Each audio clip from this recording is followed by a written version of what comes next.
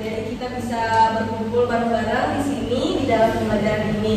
Nah, sebelumnya gimana nih kabar kalian hari ini? Baik. Ada yang lagi sedih? Saya Kenapa sedihnya tuh? dan kalau saya insecure ibu belakangan ini. Gitu. Nah, sebelumnya di sini kalian pasti bingung kenapa ibu ada di sini. Ya. Jadi di pembelajaran kali ini ibu akan memberikan layanan informasi. Ada yang tahu nggak di sini layanan informasi itu apa? Ya. Apa itu? Memberikan informasi Bu. Betul. Jadi sebenarnya layanan informasi itu adalah memang layanan yang memberikan informasi tertentu untuk kalian bisa menerima dan mengembangkan diri kalian. Nah, sebelum kita masuk ke materi, ada yang kenal? Nama ibu siapa? Siapa? Betul, nama ibu adalah Najwa. Najwa Bakir Sulihah lengkapnya, biasa dipanggil Najwa. Kalian boleh panggil ibu Najwa atau panggil ibu Awa. Nah, di sini ada nggak sih yang akhir-akhir ini lagi mengalami insecure? Kok deket semuanya mengalami ya? Oke, jadi untuk mengetahui apa sih sebenarnya insecure itu, kita bahas di pembahasan kali ini. Nah, tapi sebelum masuk pembahasan kali ini, ada baiknya kita berdoa untuk kelancaran pembelajaran kita kali ini. Berdoa menurut agama dan keyakinan masing-masing. Berdoa mulai. Berdoa selesai. Nah, jadi di pembahasan kali ini judulnya adalah mari mengenal dan memahami rasa insecure dalam diri. Lanjut. Jadi apa sih itu insecure? Ada yang tahu nggak insecure itu apa? Yang terbersit di dalam pikiran kalian, insecure itu apa sih? Apa itu? Rendah diri Bu. Rendah diri. Siapa lagi? Saya. Apa? Percaya diri. Kamu? Malu. Malu. Nah, ya benar kali, benar semua. Jadi kalau di dalam psikologi itu, insecure itu merupakan sebuah upaya dari adanya emosi yang terjadi apabila kita menilai diri kita sendiri menjadi seorang inferior atau inferior dari orang lain.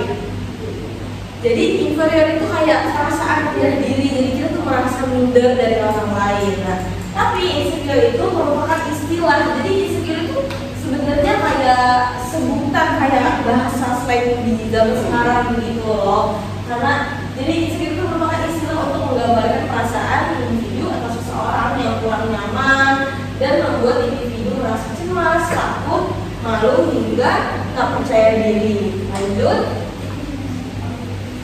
Nah, ciri-ciri insecure itu apa aja? Di sini ada 3. Dari fisiknya, dari tingkah lakunya, kognitifnya. Kayak kalian biasanya pasti suka merasa nggak bisa tatapan sama orang. Ya, betul. Kayak merasa nervous gak sih? Terus suka gelisah, terus sensitif, gampang marah. Itu tuh sebenarnya bagian-bagian dari kalian tuh merasa kalian tuh insecure sama diri kalian. Terus dari aspek tingkah laku, menghindar. Kalian suka kalau misalnya disuruh diajak main atau diajak kegiatan apa, kalian tuh suka menghindar, suka menjauhkan diri kalian dari kegiatan-kegiatan dan orang-orang di sosial gitu loh, di acara sosial. Terus suka membandingkan diri. Siapa di situ suka membandingkan diri? Nggak boleh loh. Itu tuh iya, no. Kalian tuh tidak boleh membandingkan diri kalian dengan orang lain, karena kalian tuh harus menanamkan dalam diri kalian kalau kalian tuh punya kelebihan diri kalian sendiri. Terus dari aspek kognitifnya, kalian merasa nggak cukup, takut akan dengan orang lain, khawatir dan overthinking. Itu tuh paling sering banget. Siapa yang di sini sering merasa overthinking? Biasanya di sini siapa? Oh, kamu tuh overthinkingnya karena apa biasanya? Karena nilai Bu.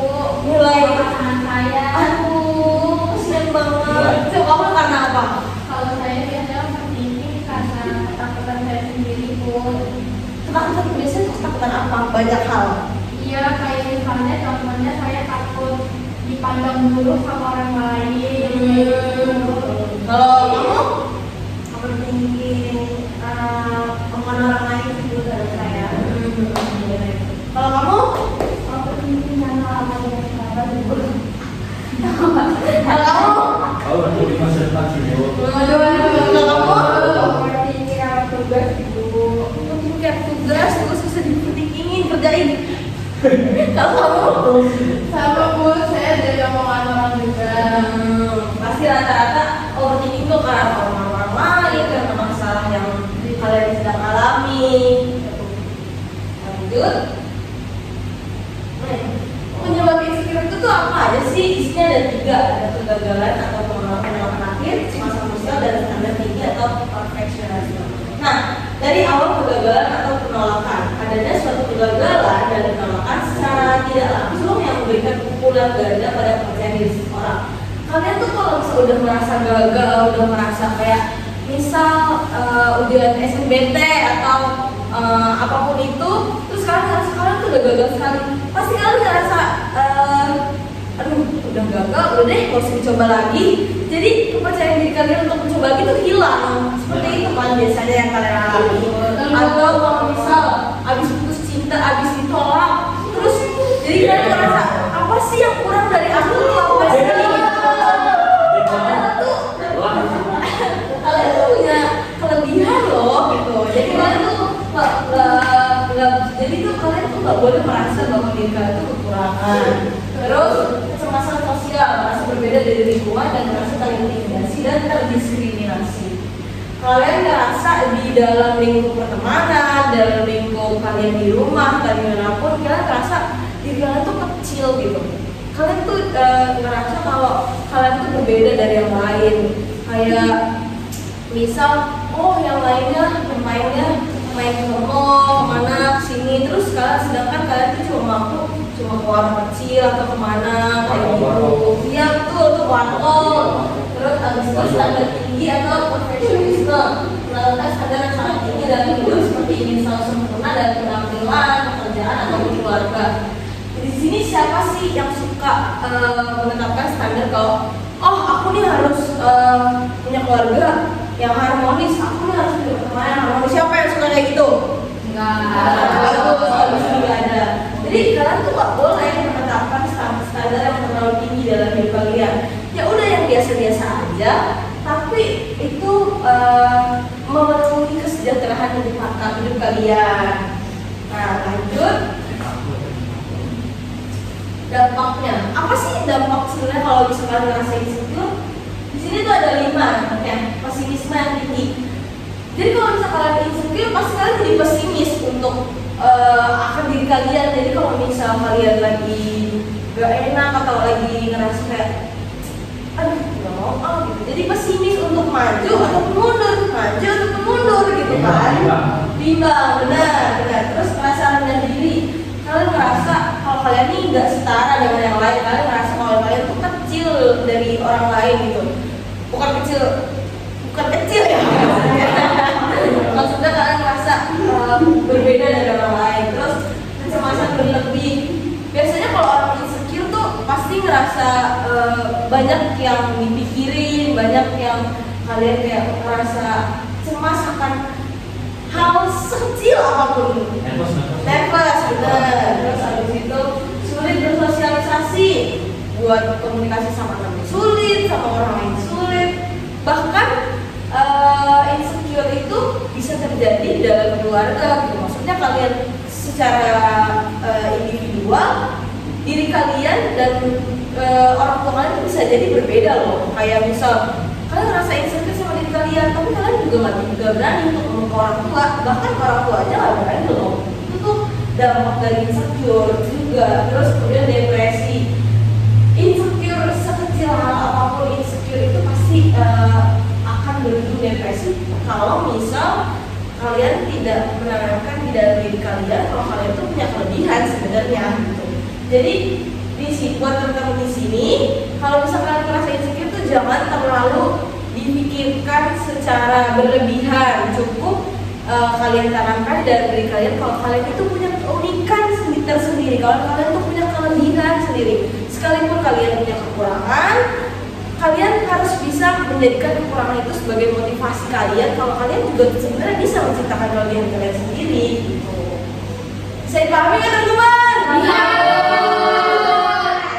Lanjut.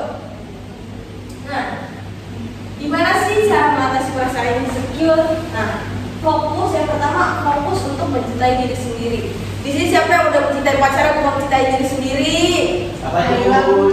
Astagfirullahaladzim. Jangan ya. Jadi sebelum kalian mencintai orang lain, sebelum kalian mencintai pasangan kalian itu, kalian tuh harus fokus kepada diri kalian sendiri. Self love. Self love, benar, self love, harus self love. Kalau kalian, ketika kalian udah mencintai diri kalian sendiri, kalian baru boleh mencintai orang lain. Kenapa? Karena menurut ibu sendiri, kalau misal kalian mau mulai untuk mencintai orang lain terlebih dahulu, bagaimana nasib diri kalian? Terus kalian sampai mencintai diri kalian kalau bukan diri kalian sendiri, seperti itu. Terus jangan bandingkan diri dengan orang lain. Nah nih, buat teman-teman yang suka membandingkan diri dari orang lain, jangan, karena kalian tuh pasti punya kelebihan, punya kekurangan, punya keunikan tersendiri gitu. Jangan suka melihat pencapaian ataupun apa yang orang lain punya gitu. Karena semua hal yang orang lain punya nggak harus kita punya, dan apa yang kita punya nggak harus orang lain punya. Seperti itu. Terus kelilingi dirimu dengan orang yang suportif. Jadi kalian juga harus pintar-pintar mencari teman. Terus kemudian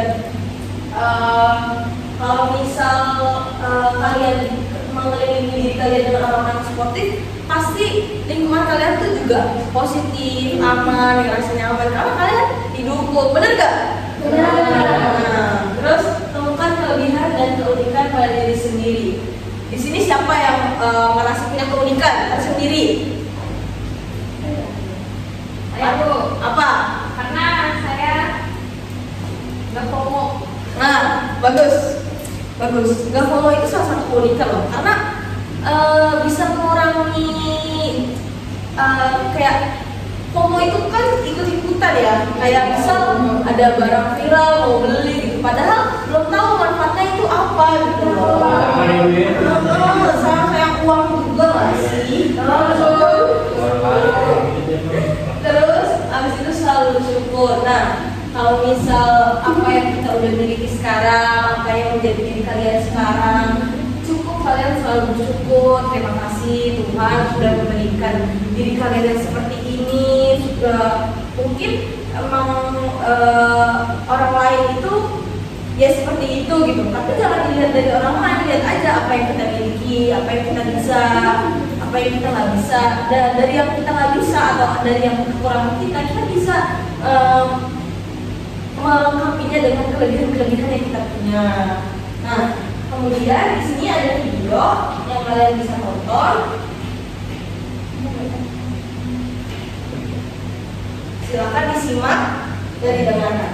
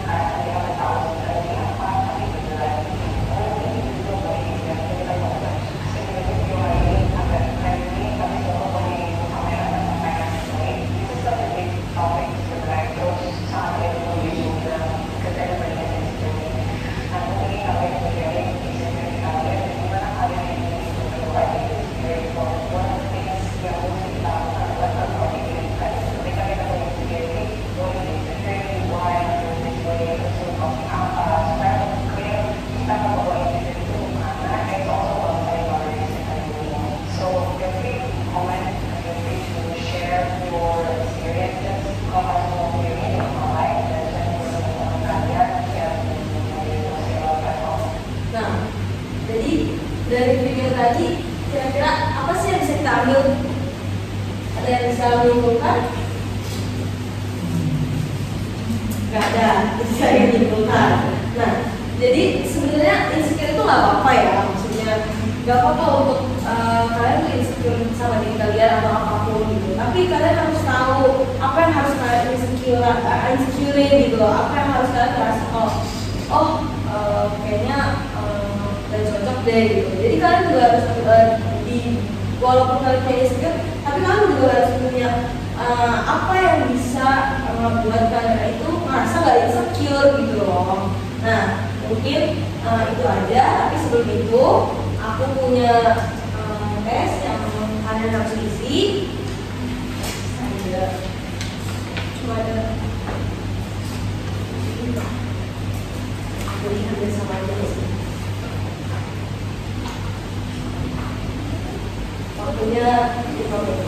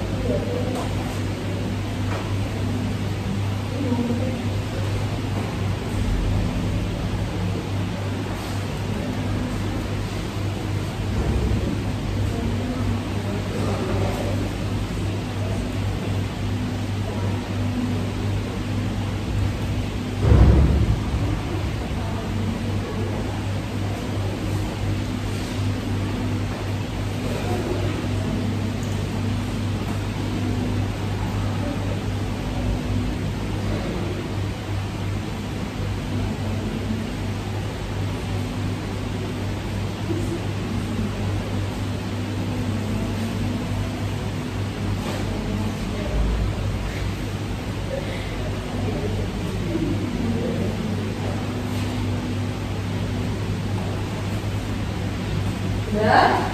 Dan Bu. Udah. Udah.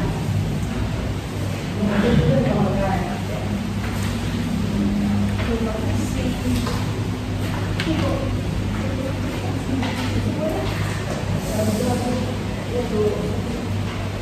Nah, sebelumnya terima kasih sudah mengisi postnya. Nah, jadi kita udah ada di penghujung pembelajaran. Mungkin dari penjelasan-penjelasan yang tadi sudah saya jelaskan, semoga bisa diambil poin-poinnya, bisa diambil apa sih yang bisa diambil baik-baiknya dari pembelajaran kali ini.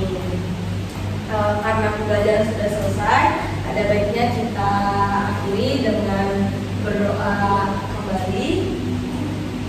Berdoa menurut saya masing-masing berdoa mulai. Berdoa selesai. Kurang lebihnya mohon maaf. Wassalamualaikum warahmatullahi wabarakatuh.